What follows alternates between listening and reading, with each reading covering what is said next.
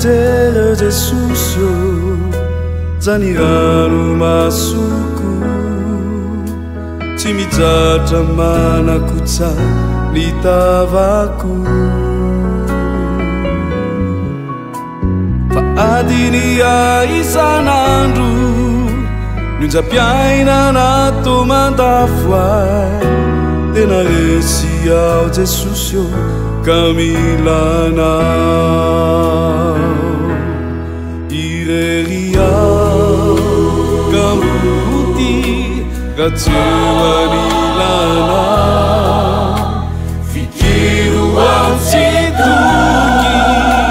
ka tsy nianarana fantatranao Jesosy zoky fa tsy mandao ahy ka de tsy eritsoina mandraky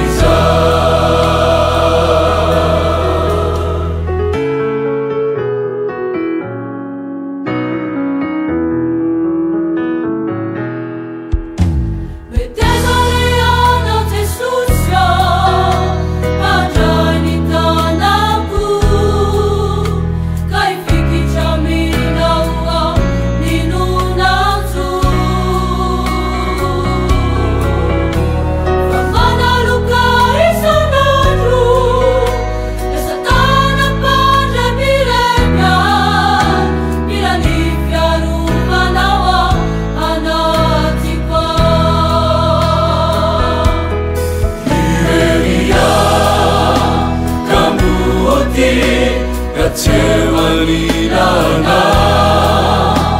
fikiro ao tsy toky ka tsy nianarana fantatranao Jesosy zoky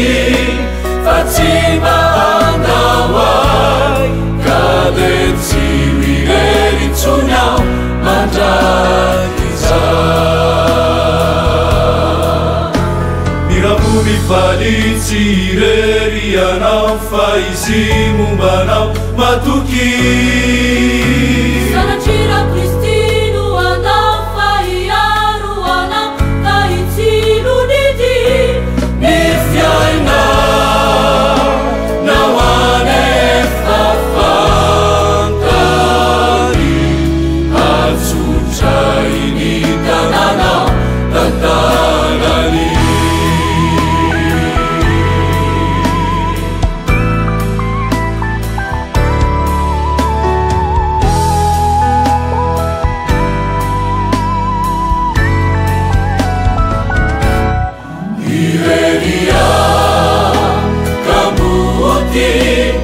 Cemanilana fikiro ao tsy toky raha tsy nianarana fantatranao Jesosy zoky fa tsy mandao ahy ka de tsy mireritsoiny aho mandraky